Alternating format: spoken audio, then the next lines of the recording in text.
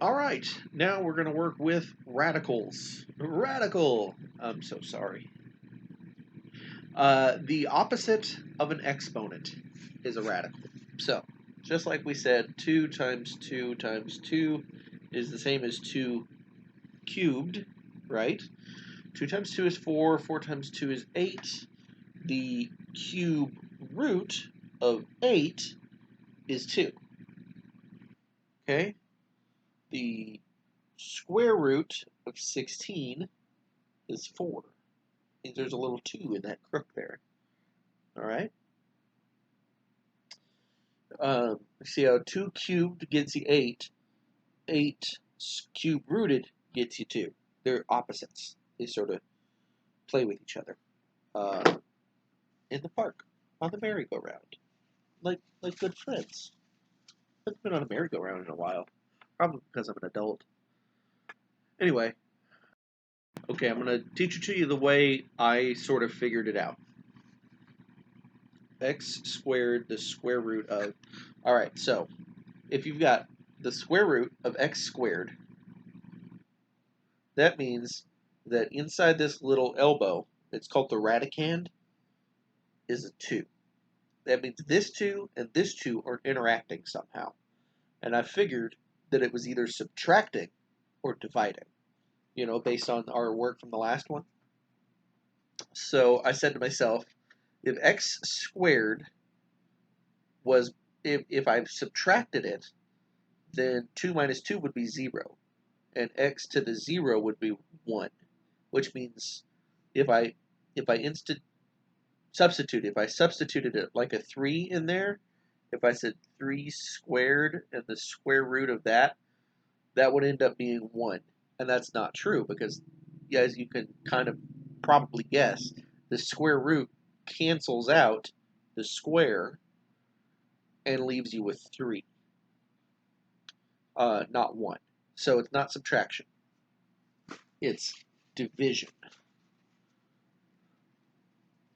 So if I think of it as division, then I get x squared, this 2, divided by this 2, is x to the 1. So if we look again, 3, the square root of 3 squared, right? Think about it this way. If you start at the 3, and you go 3 squared is 9, and then you square root 9, you go back down to 3.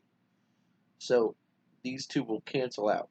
X to the 1 is the same as saying a number that just is itself. It doesn't become a new number. It doesn't become 9. It doesn't become 1. It just stays 3. So what we're going to do is anytime we have a number on the inside and a number on the outside, we're going to divide this one by this one. The number on the inside goes on top. The number on the outside goes on bottom. It would work the same way if I said the cube root of x to the 6th. I would take this number on the inside, put it on top. This number on the outside, put it on bottom. 6 divided by 3 is 2. And that expression is the same as x squared. The number on the inside goes on top. The number on the outside goes on bottom. Okay. Moving on to the next. We got the cube root of 27. Simplify the cube root of 27. The index is 3, thus the power of the radicand must also be 3.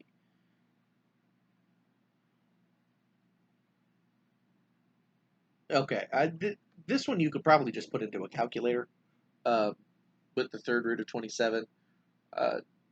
Or either that or just sort of guess. If you remember that 9 times 3 is 27, makes it easier, because then 9 is just 3 squared. So 3 times 3 times 3, this gives you 9, then this times this gives you 27. So the cube root of 27 is 3.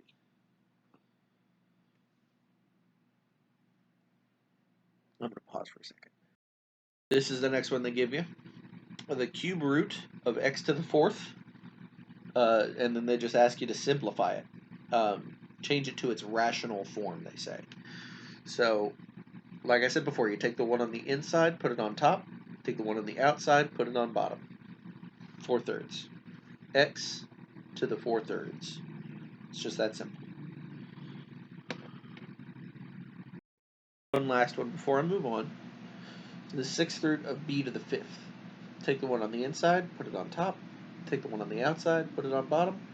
And then move that letter down to the thing. The place.